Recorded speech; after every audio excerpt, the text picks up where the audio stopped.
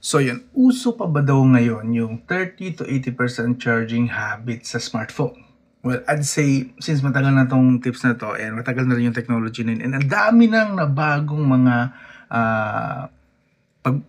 improvements sa mga smartphone batteries, from naging dalawa siya, naging dual battery para mag-less ang init, then comes na, what do you call this, the silicon battery.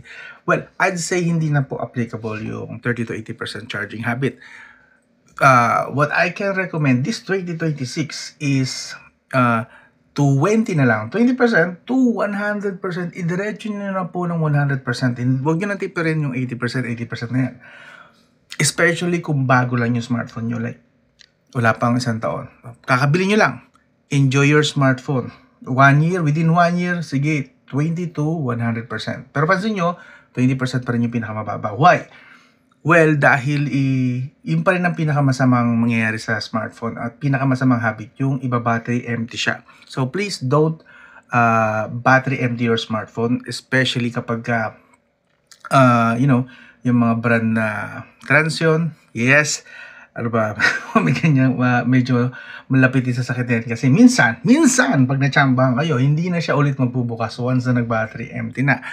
May ibang mga technician na dyan na turned vlogger na makapagpapatunay sa inyo na nangyayari talaga yon, na once na battery empty nyo, minsan, natsambahan kayo, minsan, hindi na po siya malamang magbukas ulit.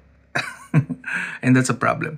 So, as much as possible, huwag niyong iba-battery empty. Another disadvantage at saka masamang epekto ng pag-battery empty is parang na hindi kasi pwede na mag-zero si lithium battery. Even the silicon carbon batteries ngayon ay still mainly lithium batteries pa rin po yan. Lithium based pa rin po yan. So that is why hindi pa rin siya pwede po na i-battery empty. Pinaka-best at gustong-gusto talaga ng mga lithium batteries, lithium based batteries, lithium ion man yan, lithium polymer, or silicon batteries is at least ang pinakamababa, 20%.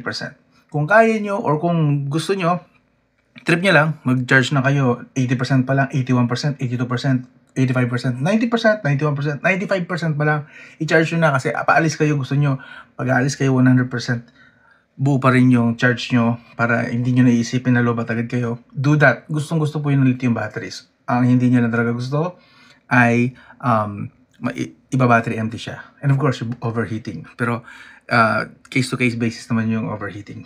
But hanggat maaari, 20% charge